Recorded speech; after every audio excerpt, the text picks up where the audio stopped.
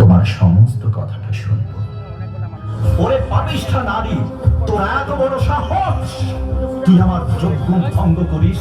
তোকে আমি অভিশাপ দিচ্ছি। তুই তুই দাঁড়াও মণিকর, দাঁড়াও। তুমি কাকে অভিশাপ দিচ্ছ ভালো করে একবার দেখে নাও। রম্ভাসুর, এত তোর স্পর্ধা! হ্যাঁ, আমি রম্ভাসুর।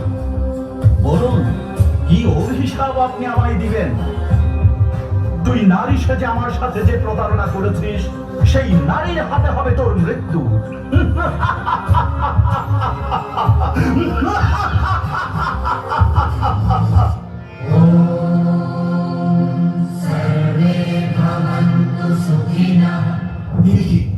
আমাদের বেদ স্মরণ হচ্ছে না কেন? আমরা বেদ মন্ত্র উচ্চারণ করতে পারছি না কেন? বেদ মন্ত্রই তো মূল মন্ত্র। বেদ মন্ত্র বিনা যজ্ঞ করবো কি করে?